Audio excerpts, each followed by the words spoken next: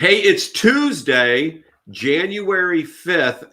You're at Litvak Leadership Live. And the question I'm going to pose to everyone is, what do I do when I take all this and turn it into a podcast? Because I begin everything with the date. So if you have an opinion on that, email me at sean.litvak@litvakleadership.com. That's the only thing I got to say about that. But, I feel like this should be a podcast. But today, we're not podcasting. We are meeting with Brian Monahan from Prestige AV and Creative Services. He is the Vice President of Sales and Business Development. And yes, the dog you hear barking is Solomon. If you've ever seen The Morning Walk with Solomon and Sean, I think he wants to come on air. But Brian, how are you today? I'm fabulous. No, I actually, I'm the DJ here. I got that button in the background, and I keep hitting the dog barking buttons. Well, and it's funny because my wife will take him out for an afternoon walk during the show, but usually before the show. Obviously, now she's waited too long, so he barks. But he's got something to. He wants to. He's like, don't say the date. That way, nobody will use it in the. Exactly. He's like, I got an answer for you.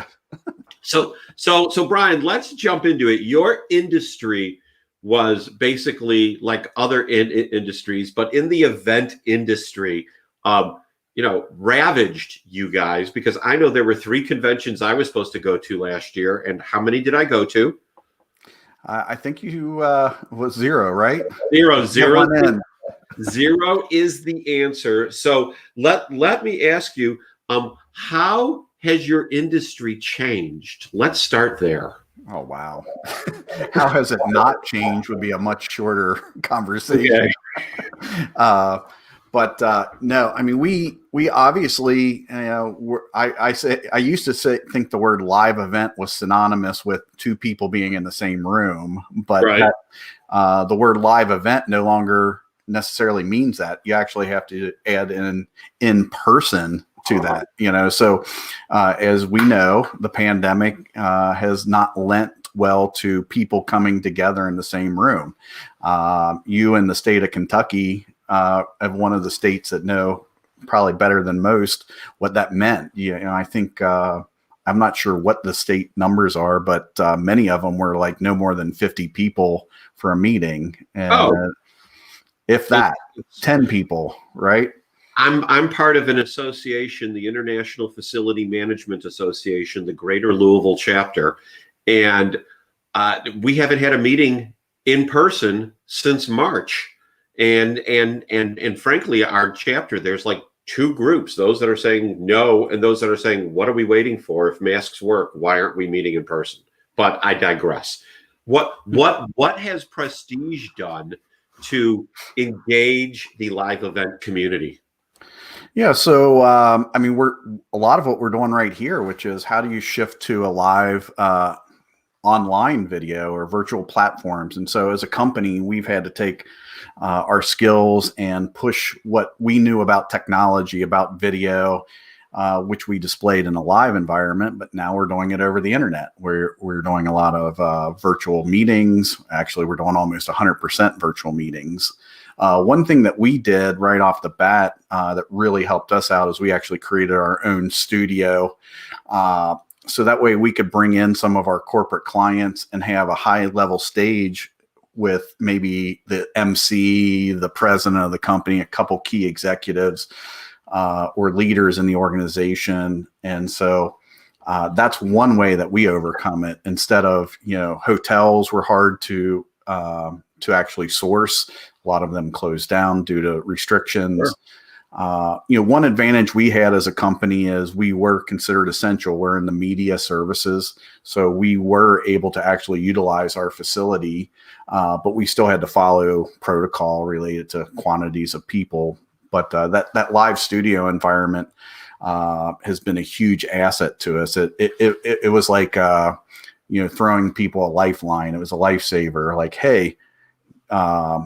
Like one example would be fundraisers. You would think fundraisers would not be a good portion of our business right now. That part of the industry would be hard to raise funds, but sure.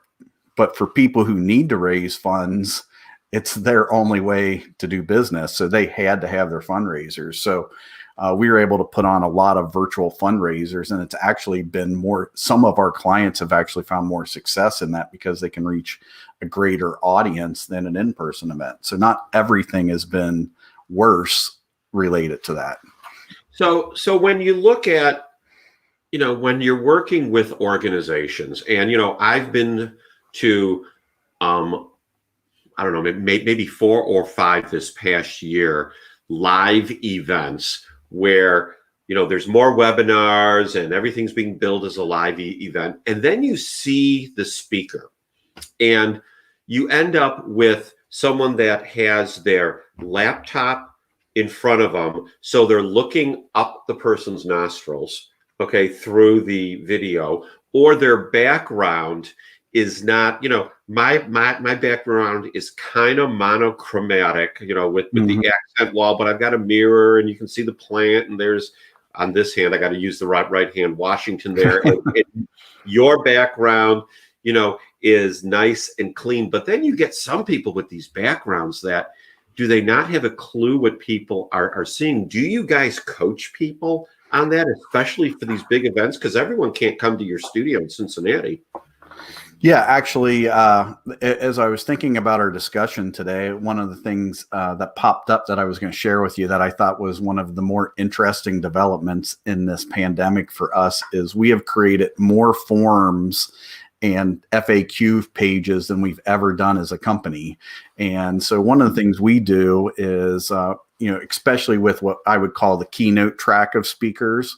And I'll be honest, a lot of them have really done a great job. They, their income has gone down, so they've been motivated to get good backgrounds. So sure. So the keynote speakers, the high level presenters, they've made a really good pivot. They've invested in the cameras, they've invested in the background. But I think the next level down is executives. Executives have been used to going to somebody else's stage. They have not been inviting people into their homes. And so we've really had to work closely with the executives to say, how do we upgrade your background? So the way we've gone about that is, one is we create custom forms that say, this is our recommendation. Like you said, let's not have a super busy background. Let's have a solid wall. Let's have a few key items in the background.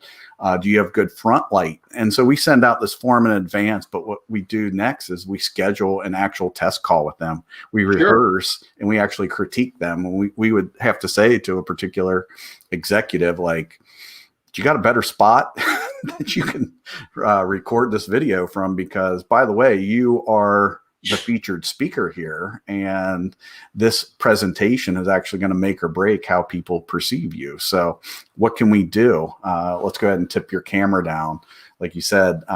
And I have had a few executives get on the call, and I call it the whirly bird, and they got the fan going, and it looks like their hat. Oh yeah, we've seen that. And so a lot of people, that's probably fine for your internal Zoom meeting, but it's not appropriate when you're presenting to, say, a town hall that's going out to your entire company. Maybe there's 3,000 associates on the call, and their impression of you is some highly polished video that you possibly recorded the previous year, but now you're in your dining room with, so we have to work closely with those executives, those key presenters, to ensure that they set themselves up. And we just do that through preparation. We send them out. So here, let's critique my studio. And, truth be told for everyone, Brian and I met during the pandemic in a mastermind group that we're both in. So we have a relationship. We know each other. So I want you to be brutally honest. Okay. How's my lighting? Let's start there. Well, Sean, I think you're one of the people that get it. So I'm going to be honest. I think you got a great background. It's not overly complicated. You got a nice one large picture in the mix. The mirror is actually something I've always been impressed with in your background. I've watched your videos over the past year, and it actually works. There's very few people that I think the mirror would work for, but yours, it works. It actually makes it look like your room's a little bit bigger at that corner. The other thing I like about you're in a corner, right? I am. Yes. I am in a corner. And I think that creates like like right now, my wall is flat. I would say my background needs some work. I'm continuing to upgrade. I'm working from my home office right now.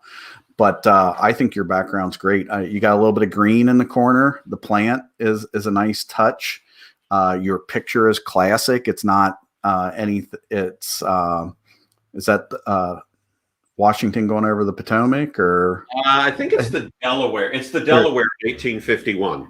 Okay, yeah. I mean, so it's a classic historical picture, and so yeah, I think your wall color is good. Blues look really good as backgrounds, I think. So and I bring this up not for strokes, but oh, come on, sure. No, I mean, but like everyone else, I had to figure this out, and you guys, gave pointers, especially you as an industry expert, because when I first started streaming, I had a big dot on my head from the overhead light. Yeah, I remember that actually. Now that you mentioned that, I have the same issues. So. Yeah, you got the same issue, and I've gone from a ring light that I burnt out to it's funny, you see on Amazon those giant lights. Well, okay, you're talking about coaching executives. The giant lights that I have in my office were like, I don't know, $65 for both of them. Mm-hmm. So to set people up in a home studio is not difficult. And that's something that you guys at Prestige do every single day. Do you have a list of the right products that people should be getting to make things right? Yeah, so when we send out some forms to people, we make some model recommendations, but we also have remote presenter kits. So as an AV company, we've been in the rental business, so we're very adept at getting people equipment. So we've actually created small packages that'll have a ring light, a high-end webcam, possibly a computer. Some other tips, though, that you'll find out in this world is there's always somebody will throw you a wrench somehow.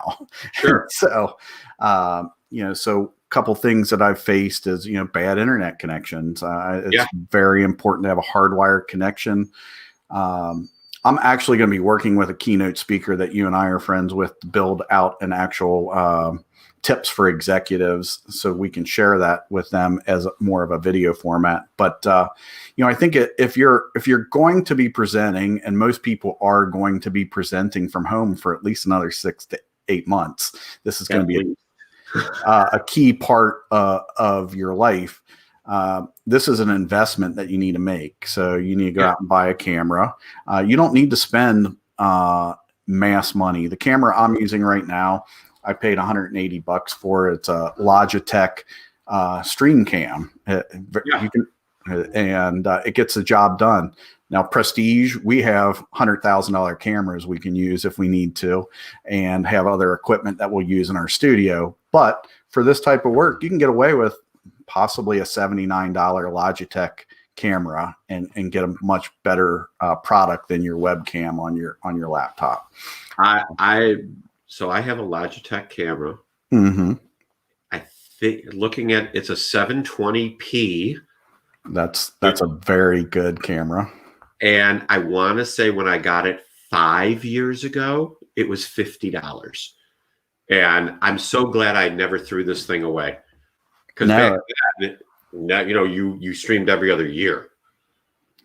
Well, that Logitech camera, most likely that you have from 5 years ago, is still the basic engine for the current versions of the Logitech cameras. They got it right 5 years ago, and they've just been making software upgrades to. So it's really pretty much the same hardware that's been around for a while.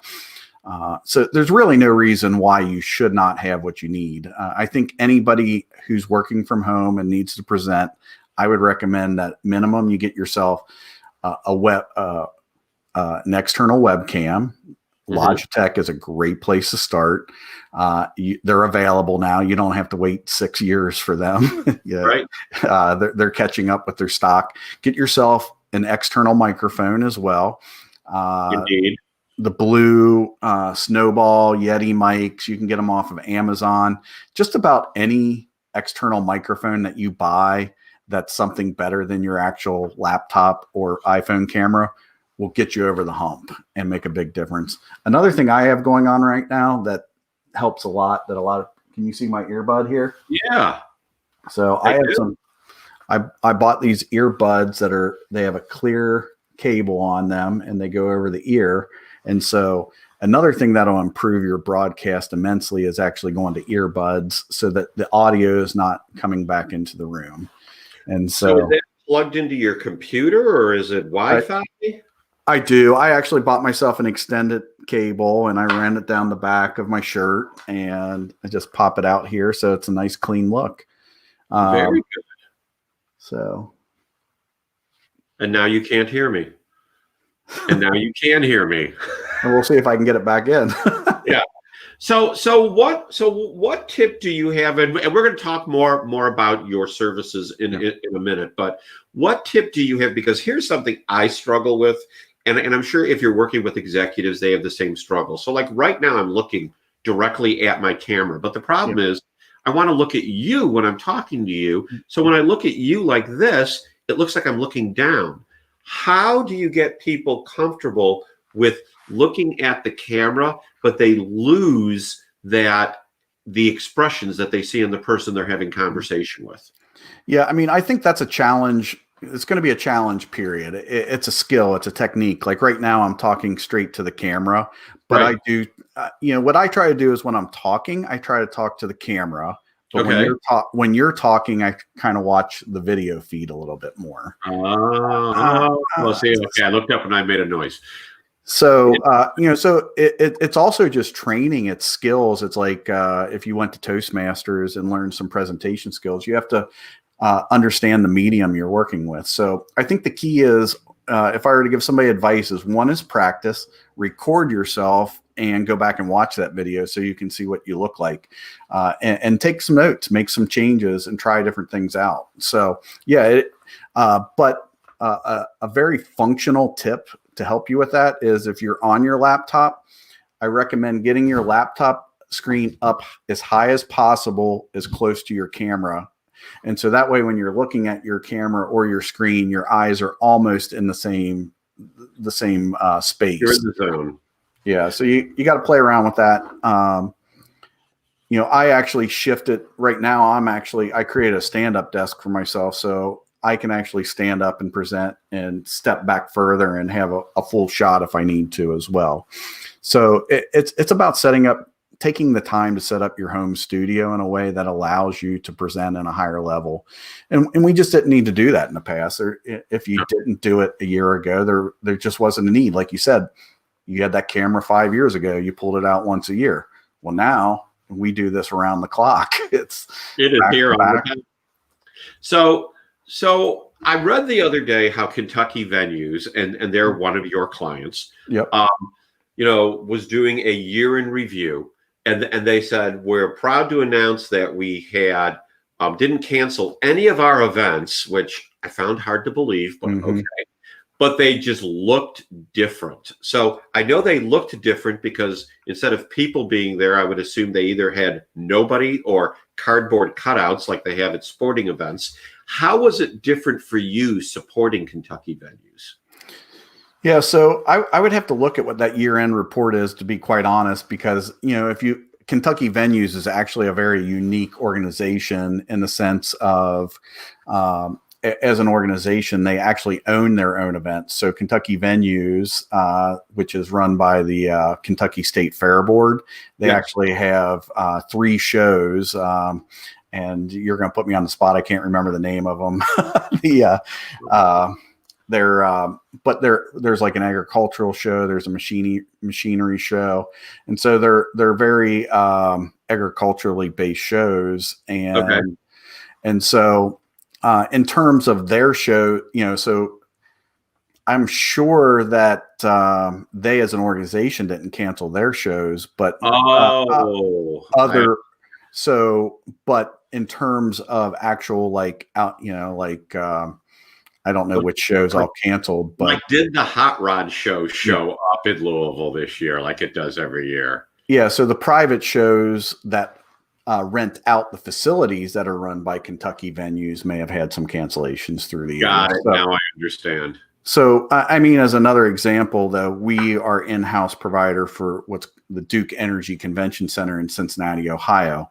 Sure. That is owned by a municipality who does not have any shows. You know, the city of Cincinnati does not own, a business expo or anything like that. Kentucky Venues is a very unique organization in the sense that they actually own events and own venues. So you're asking me about a kind of a unique piece of the equation, but yes, we did do something really cool for Kentucky Venues down at the convention center down in downtown Louisville. We did a hybrid event experience for them. And what we did is we partnered up with Kentucky Venues, the Kentucky International Convention Center, some of the local bourbon community. You have and Louisville. And the Louisville Tourism, who represents the entire region. And we did an event called Barreling Forward. And what we did is we came in and we just talked about the viability of events and how to successfully put on hybrid events, virtual events in this new environment right now. And so like anybody in right now is, no, we're not doing events like we used to. We're not meeting in person like we used to. So we're looking for new methods. And so that means spreading people out. And so you got to have people really far away. So you're using a lot more space. You also have to have a way to broadcast that out and bring people in. But we did that successfully. We had about 100 people in. I think it was back in mid-November. And then we broadcast out to about 400 or 500 people on the web and just talked about what was going on in the industry, gave some tips, talked about how we spread things out. You could actually pick up some of that content on a website called LouisvilleMeeting.com, LouisvilleMeetings.com. And so it's a great example of what people are doing to make this work. One thing we've done as well, I mentioned we put a studio in at our corporate offices. We also have a studio in the Kentucky International Convention Center as well. So we've gone and created a space, and that's something that conference organizers are actually demanding when they come with RFP to the facility. They say, hey, we want to come to your city in 2022 or 2023. Do you have a virtual studio on premise? So now it's actually a feature. And so it's an expectation. It's more than a feature. Yeah, definitely. It's like, so I was in a show on a live event this year, and I'm not going to name the organization, and it was just horrible. You guys were not the company. Thank you. I'm going to say that up front. The audio was choppy. The video was dark. The speakers had not been prepped as to where to look, or that just staring at a camera the entire time talking without having some sort of visual aids was just boring. So as Prestige AV and Creative Services, how are you going to help these organizations like this one, who shall remain nameless, to be far more creative in the future and assure the quality of their production? Yeah, I think it's. And I know that's an easy question. So yeah, I mean, that is definitely a softball for me. The good news is it's really easy to do bad Zooms. It's really easy to do bad virtual events, and so a lot of our clients actually have taken the opportunity to venture out on their own and say, I'm going to give this a whirl. I think we can do this. I've done a Zoom call with my colleagues before, and I surely can now do it with 3,000 people, no problem. And with 20 presenters and changing presenters every 10 minutes. No, you didn't host your own event in the past. You didn't have your own you didn't have a studio in the past. You hired a professional AV company to help you with your events. So it's actually been an easy thing. A lot of our clients, I actually believe, have found greater value because now they know, like, oh, wow, this isn't so easy. You know, we made it look easy for so many years. Now that they're in control of their cameras at home and control of their microphones, and they're like, it would be great if I had somebody who could help me with that. And that's where we come in. So to that end, where, you don't pay for time. Well, sometimes you pay for time, but for the most part, you don't pay for time, you pay for knowledge. So what has this done, not necessarily to your billing rates, but, are people receiving sticker shock when they say, I want to do this, that, and the other? And you go, yeah, this is what it's going to cost you. And they're like, but it's streaming. It should be cheaper, right? I mean, don't you end up with those kind of conversations? Early on, we did. The good news is people have gotten pretty clear that this is not a cheaper option pretty quickly. I think it's not an easy transition. There's a lot of room for failure. I have a motto. I've been in the AV industry for 20 plus years, and I have a motto, and it is technology will fail. Oh yeah. Not when, not if, it will. And it will throw you a curveball daily.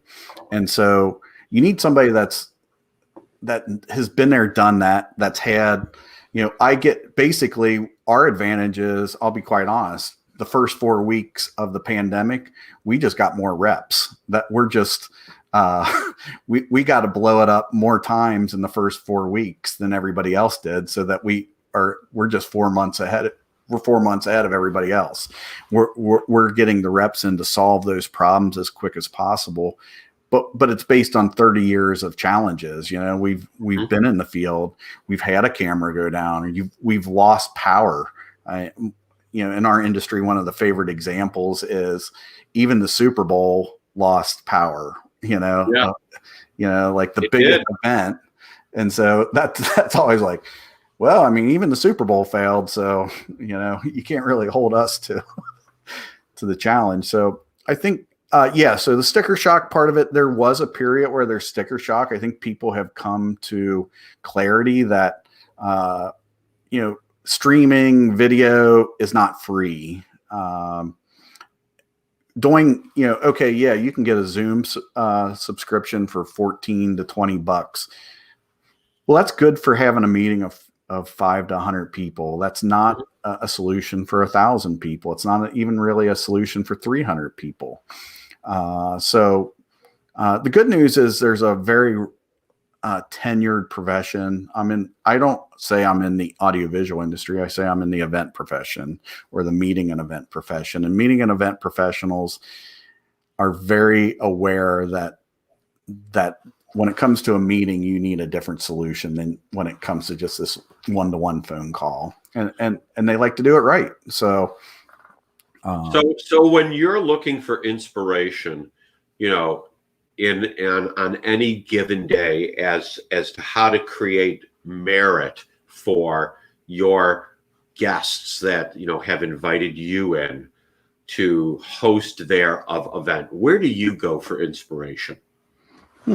Well, one thing I have is, we both share the group, the Megamind group that we're part of. And I consider myself very lucky. And I would say that if I were to toss out a recommendation for where to get inspiration is, I would recommend that you find a group of like-minded people who also are not like-minded as well, that have different ideas, different concepts, different skill sets, but they're on your team that they can support you. And I think that's been the key to my success through the pandemic, is to have a group of people that are behind you and support you.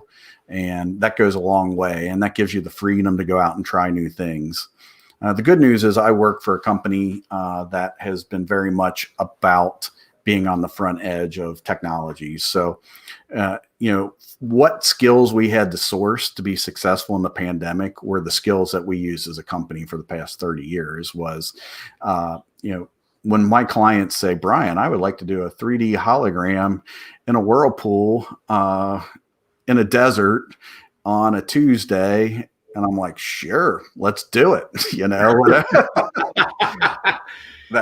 we'll make it happen for you. That's like, is that all you got for me? Because we can do more than that. So, hey, Brian, we're going to shut the world down. We're not going to be able to go to ballrooms anymore. I still want to have my meetings for 3,000 people. And, as a company, we said, hey, let's come up with some custom websites. Let's hack Zoom and get the best out of it. Let's build these presenter kits out. Let's build studios out in our venues that are safe and have the social distancing parameters built in. So, I mean, I've been to a virtual trade show, and it's as a salesperson myself, and then going to a virtual trade show, I felt trapped when I went into the booth because it was just pitch, pitch, pitch, pitch, as opposed to when you stand in a booth physically, it's more relaxed, I think, at least. How do you see your industry bringing back the relaxation of the in-person show, but yet having to do it on video for now? Well, I think it comes down to I'm gonna put it back on the exhibitor. I'm gonna put it back on the trade show booth person. You have to own your message, your method. I have a colleague, Catherine Gardette, who I travel with. I think you've seen her on a couple of my broadcasts. But we do our trade shows together. And one of the jokes is with some of the trade show organizers that we deal with, we're in the trade show business, but we still go to our own industry trade shows to market. But the joke is Catherine and I never take the off the shelf option. We always come in with a strategy. We say, how do we utilize what's in front of us? And so that's what I would say. The key is just you as a sales professional, you can't just take what's off the shelf. You have to know your product. You have to know your end customer, and you have to get strategic about how do you use that platform and do it successfully. And so somebody needs to give feedback to those people that you've been in front of. You've been on that trade show, virtual trade show floor, and you felt uncomfortable. And so they're not doing it right. It doesn't mean the platform was wrong. They just weren't leveraging that technology correct. One thing I like to do is I say you have to find a way to connect with all five senses that we supposedly have. There might be even more. We think we have more than five senses, but I think one of the reasons why people are so challenged in this virtual environment is it basically lends well to two senses, audio and visual. Okay. But we also have a sense of smell. We have a sense of taste. We have touch. We're emotional.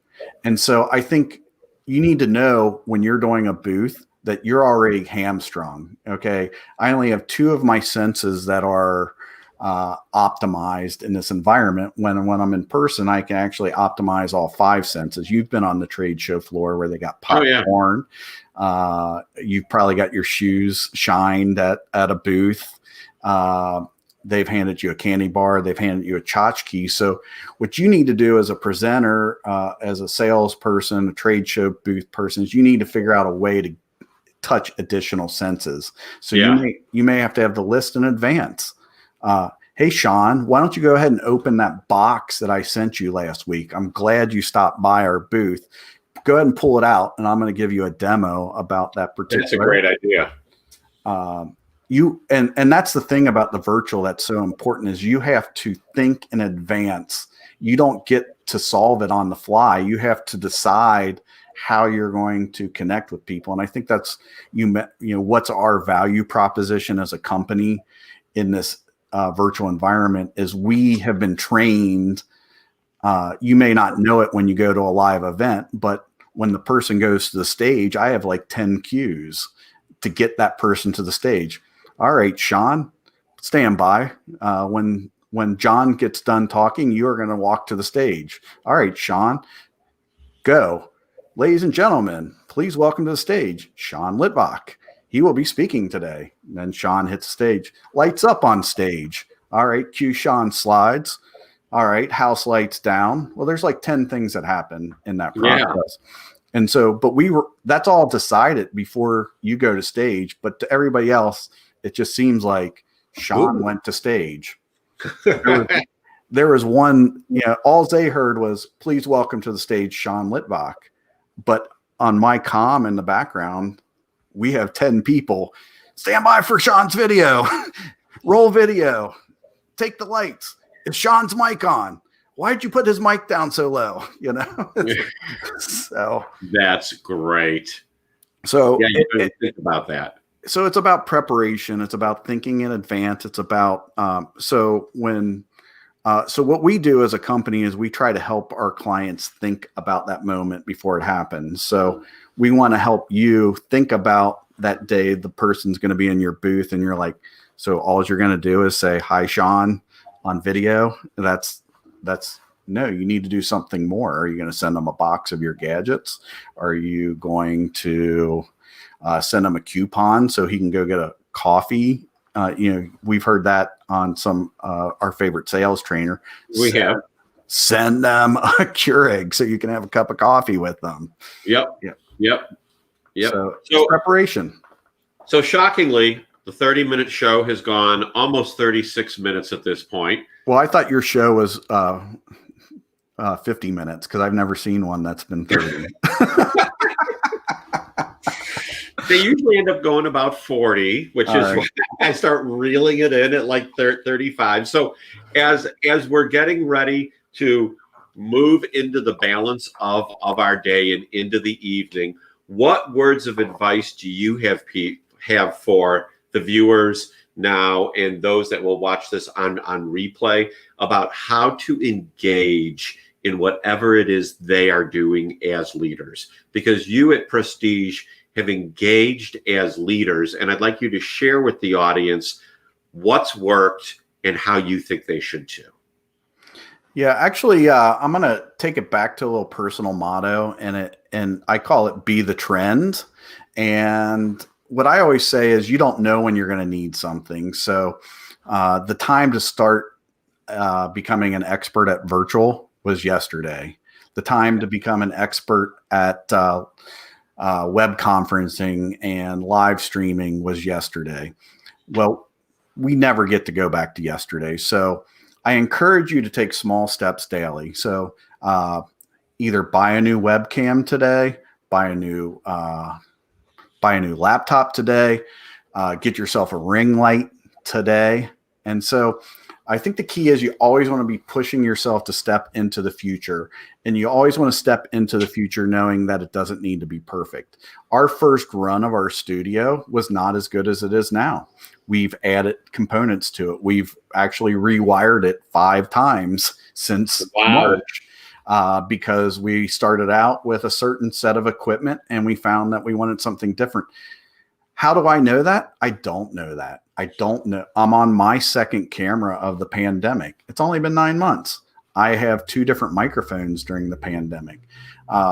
So the key is that you have to step into the future. You have to be the trend. You have to embrace that before it's needed. And it will always be uncomfortable. It will never feel good. You have to get comfortable with being uncomfortable. If you look at your rise, I'm going to say rise as a podcaster, videocaster, you started with what you had. You started with a phone and you just started doing it. And each time you do it, you find out what you need. So you have to do it so you know what you need. You can't get the feedback you need by not doing it. And so that's my thing. You got to do it. You got to do it bad to do it good. Well, and to bring up your point, if people want to see the evolution of or the progression of where I've gone from starting to live stream to today, and by no means do I think this is perfect today, go to Litvak Leadership on YouTube. And before you even look at the Litvak Leadership lives, go look at me pontificating for 4 videos on cleaning by myself, staring at the camera with my COVID beard, okay, when no one was going anywhere. And you'll see, Brian, people, you just have to jump in and do it. And, I didn't know what I was doing. Frankly, some days I still don't think I know what I'm doing, but I know I figured out more each and every day. That's great advice. Yeah, you got to start now. You got to start where you are. And from there, you build on it. Every day you get better. So like I said, pick something today, one thing that's going to move the ball forward. when it comes to live events. If you've never hosted a Zoom call for more than 5-10 people, host your own webinar. Try to get 25 people on it and see how it changes, because you have to experience it, and you have to experience it from being in the driver's seat once in a while to get a sense of like what you need to do and improve. The other thing is, though, hire help. There's nothing wrong with also moving yourself forward by hiring somebody who's already been there and done that. And so if you have a mission critical event and you need to do it for 1,000 people and you've never done one for 30 people, don't start then. Hire somebody that can get you there. Learn from it. Maybe you can do the 300 person event yourself, but don't start at the end in mind. Start in the middle. Work your way up. Do something. That makes great sense. Brian, thank you so much for being my guest today. We got to talk about your organization. We got to talk about the industry. And since it's Litvak Leadership, we got to talk about leadership too. So I'm so excited for our conversation. I hope you enjoyed it as much as I did. Absolutely, Sean. Thank you. And I really enjoyed today. And I really appreciate what you're doing. You're really sharing some great messages. So thank you. Thank you so much. Well, everyone, that is Litvak Leadership Live for today. I'm not going to say the date because this will turn into a podcast one day. Come back tomorrow where we have a different guest in a completely different field, but we're still at 3 p.m. Eastern. Everyone out there, be blessed and have a wonderful day. Bye now. Bye.